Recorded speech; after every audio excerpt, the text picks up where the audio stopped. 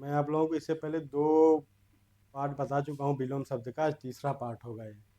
और आप लोग को मैं ये बता दूं कि समीक्षा अधिकारी और सहायक समीक्षा अधिकारी की डेट आ गई है। मैं इसी पे आप लोगों को पूरा सिलेबस कंप्लीट कराऊंगा हिंदी का। ये विलोम शब्द है जो आप लोग को मैंने बता ही दिया था, और ये बनाने का उसका प्रकार था। ये दोनों वीडियो में मैंने आपको बताया था कैसे बनाना है।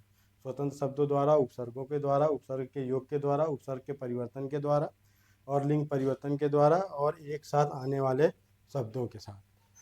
और इसके बाद कैसे बना है बनेगा ये देखिए आगे, उसके जो मैं बताया था उसके आगे विलोम शब्दों की सूची निम्नवत है।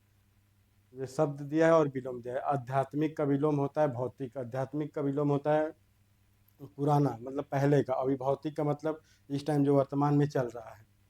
और आगे आर्ध आर्ध मतलब गीला, और यहाँ शुष्क या अनार्थ, यहाँ उपसर्ग का प्रयोग हुआ है। आग्रह, दुराग्रह, आग्रह, दुराग्रह, आधार, निराधार, अकंपित, निष्कंप, आज़ादी, गुलामी, आदान प्रदान, ये आज्ञा, अवज्ञा। आज्ञा मतलब देना, अवज्ञा मतलब ना मानना। और आगे आपका है आनंद, विषाद या शोक होता है। आनंद मतलब खुशी होती है, विषाद और शोक मतलब जैसे दुख। आराम, आराम का मतलब आराम करना। फिर तकलीफ, तकलीफ मतलब कठिनाई में रहना। इसका एक अर्थ ये भी होगा।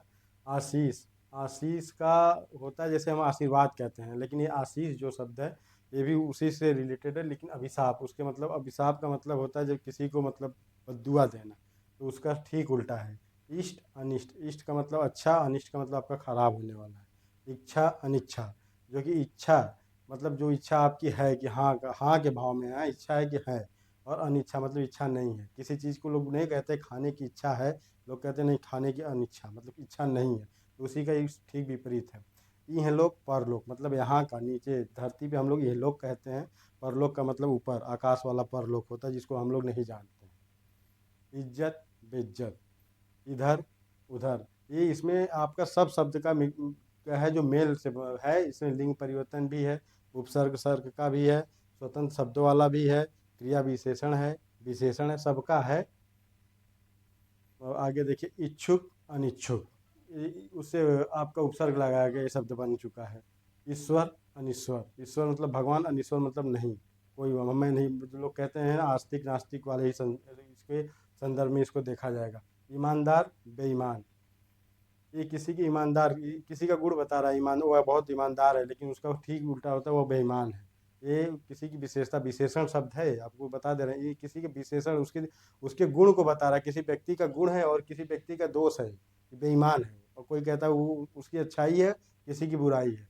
ये दोनों किसी व्यक्ति, एक व्यक्ति में दोनों ही चीज़ होती है, दोनों के अलग अलग।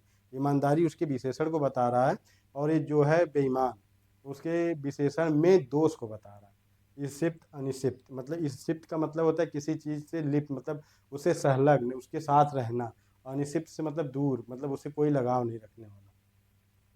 ईमानदारी, बेईमानी, देखिए यहाँ ईमानदार था, यहाँ ईमानदारी भाववाचक यहाँ जाए, भाव उसमें जाए उस वो ईमानदारी। और बेईमानी होगा उल्लास, उल्लास में खुशी होती है, उत्साह होता है, हर्ष होता है। विषाद मतलब दुख प्रकट करना, या तो फिर मतलब जो लोग कहते हैं कि बहुत दुख में हूँ, बहुत इंग्लिश शब्द आता है इसके लिए, डिप्रेशन में जा रहा हूँ। उदय, उदय मीन्स उगना, उगना मतलब प्रकट होना। अस्त या अनुदय, अस्त इसका ठीक उल्टा है। अनुदय भी मतलब ये आपका एक शब्द बनता है। उद्भव, उद्भव मतलब उत्पन्न होना। किसी भी चीज़ का उद्भव हो रहा है, मतलब धीरे धीरे उसके निर्माण की प्रक्रिया चल रही है। अवसान, अवसान का मतलब वो धीरे धीरे अपने घट बढ़ने के बाद घटोत्कच की तरफ जा रहा है। जैसे अपर्जन का होता है वही। उद्भव मतलब उत्थान होना, किसी चीज़ का ऊपर आना। और अवसान का मतलब किसी चीज़ का घटना, या तो उसमें वो नीचे मतलब उसकी अवनति होना। अवनति और उन्नति, अब जैसे उच्च का है निम्न, एकदम इसका ठीक विपरीत शब्द है। उम्र, सौम्य, उम्र का सौम्य दिया है। उक्त, अनुक्त, उक्त मतलब उसके लिए उक्त का है, इसके लिए अनिक्त है। किसी किसी के लिए आप उपयुक्त हो सकते हैं, किसी के लिए नहीं। उज्ज्वल, मील, उज्ज्वल मील, एक शब्द भी नहीं समझ में आ रहा। उतार का होगा चढ़ाव। उत्कृष्ट, निकृष्ट, उत्कृष्ट मतलब सर्वोत्तम, निकृष्ट मतलब बेकार। उत्तरार्ध, पूर्वार्ध, ये उत्तरार्ध पूर्वार्ध की यहाँ दिशा से शब्द से मतलब नहीं रखिएगा आप। उत्तरार्ध मतलब पहले, पूर्वार्ध मतलब बाद में। मतलब पूर्वार्ध मतलब पहले, उत्तरार्ध मतलब बाद में।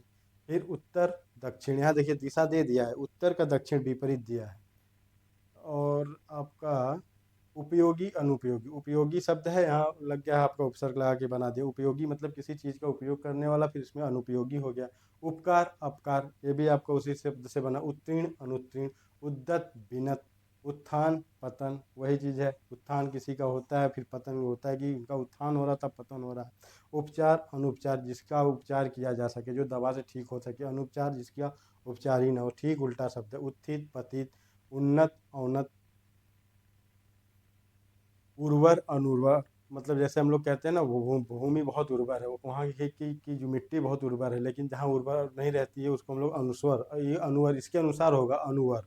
हाँ, अगर उसको तो हम लोग ऊसर बंजर बोल देते हैं। उदार अनुदार, देने वाला अनु लगने से ये उपसर्ग लग गया तो इसका अनुदार हो गया, अर्थ बदल गया। उत्कर्ष अपकर्ष, उधार नगद, उपाय निरुपाय, जिसका उपाय किया जा सके, जो किसी भी उपाय से वो ठीक ना हो सके, निरुपाय। उपयोग, यहाँ उपयोग लिखा है, यहाँ दुरुपयोग लिखा है। किसी चीज़ का उपयोग करना, किसी चीज़ को फेंकना, किसी चीज़ को कोई की चीज़, ये पेन है मेरी, मेरे लिए उपयोगी है, लेकिन ये चीज़ दूसरे के लिए दुरुपयोग है, जो उसके बारे में कुछ नहीं जानता इसको फेंक देगा। ये इसका मतलब ये हुआ। उपसर्ग परसर्ग, अब यहाँ उपसर्ग के अब प्रत्यय नहीं लगा पाएंगे आप, कि उपसर्ग था तो प्रत्यय ठीक उल्टा हो जाएगा, परसर्ग, ये इसका उपसर्ग और उसमें उपसर्ग के ही द्वारा बना है। उन्मुख विमुख, उन्मुख मतलब सामने वाला, विमुख मतलब पीछे वाला। उत्तरायण दक्षिणायन, यहाँ देख सकते हैं आप, ये ठीक उल्टा हो रहा है। उत्पत्ति प्रलय, किसी चीज़ का उत्पत्ति का मतलब होता है किसी चीज़ का विकास होना। प्रलय का मतलब जो चीज़ विकास हुआ है उसका सर्वनाश होना, मतलब उसका नाश होना, इसका प्रलय होगा। और अभी आपको मैं बता दें इतना है, और ये 3 पार्ट हो चुका है।